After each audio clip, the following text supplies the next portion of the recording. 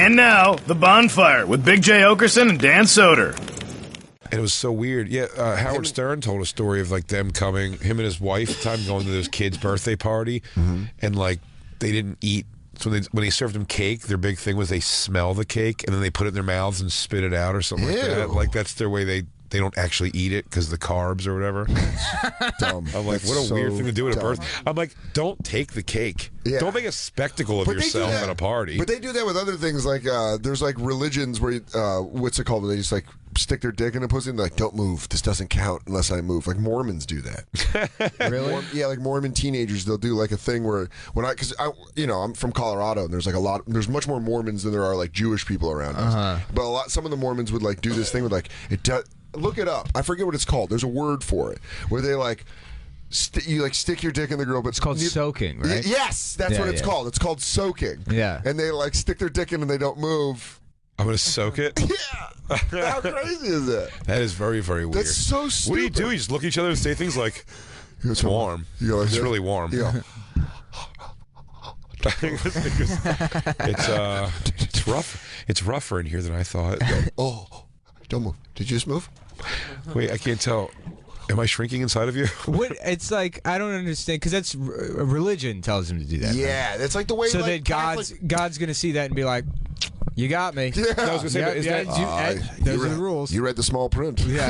Isn't that hilarious though? How many things have you ever watched? What like Hasidic Jews go through to like get around the no electricity thing? Oh yeah. Like the phone, they have the things for the phones that like dial for you. You don't touch it. All you touch, you're touching like a piece of yarn, and then like Rube Goldberg machines to like push a 7. It's a real Honey I Shrunk the Kids contraption. He goes, all right, first number is 2, and you got to push a marble. It goes. My favorite thing that Hasids ever did was there was a gay pride 2 years ago, maybe it's 3 years ago now. That it was like on a Saturday or something, so they couldn't go protest gay pride. Yeah. So they hired day laborers and dressed them up like Hasids. That's not true. It's 100% true because Really? I was walking through. No. I was walking through Pride. No. I was walking through Pride, and there's a bunch of Mexican, like Hasidic Jews protesting the gay Pride parade. I'm Shalom. like, I was like, this guy. I don't understand what this is. I thought it was, like a hidden camera show or something. It didn't make any sense. They're stopping each other. Shalom, everybody. Because it's not okay to do that. No, man. Hey, can I get a matzo ball soup? Maybe a nice and a bagel and a schmear. Look at your tokens. He's all covered in door. Oh, look, he's my booby. I know. Get in here, booby. I have to be afraid of the schwarzes. Hey, do you have the rent money? Because it's already 12 o'clock on the first of the month. So technically the rent is 12 hours late. Here it is, Jewish group. It's from the Times of Israel. We'll tweet it out at the Bonfire SXM, but it says Jewish group hires Mexican day laborers. An Orthodox Jewish group hired Mexican laborers to protest for them at the Gay Pride Parade in New York. We represent the Jews. This is bad gay stuff. A reporter from the New York Times witnessed a group of Mexican men picketing for the Jewish Political Action Committee, a fringe Hasidic group based in Brooklyn, at Sunday's parade in Manhattan. Well, good for them. Yeah. So can you imagine those guys getting in that minivan in the Home Depot parking lot? And he's like, well, it's not drywall today, fellas. All right, listen. Good news, bad news. What do you want me to start with?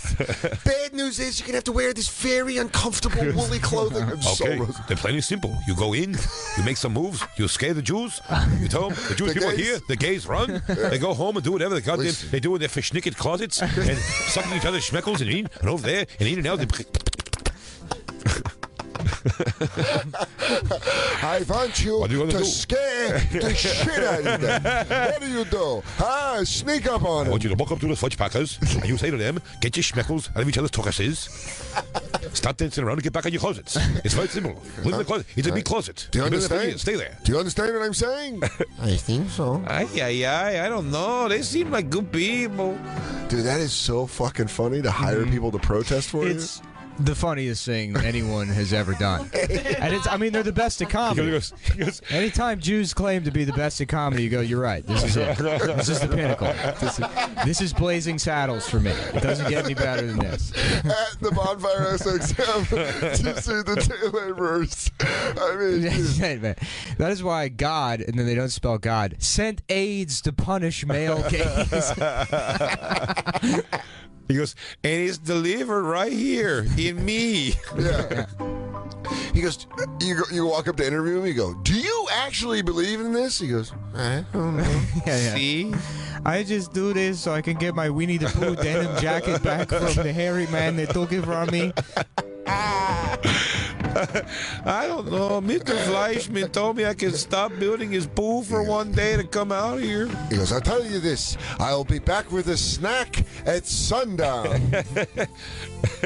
You boys worked very hard today. You scared the gays. Dude, I didn't know that was a real fucking thing. God damn, that's great. I know. I'm so glad that it was covered because I saw it and I was like, no one is going to believe. Yeah, especially you. Yeah.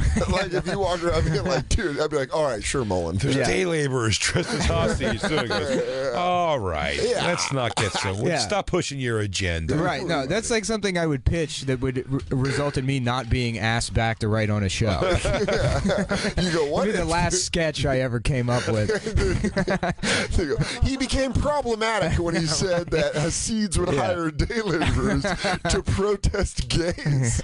He goes, that is outlandish. It's been done. Take that to Breitbart. Yeah. It was a water cooler conversation, I swear to God. Someone actually pulled the fucking trigger on it, guys. Don't make me... Oh, there's more pictures. Yeah, at the Bonfire SXM, we'll tweet it out.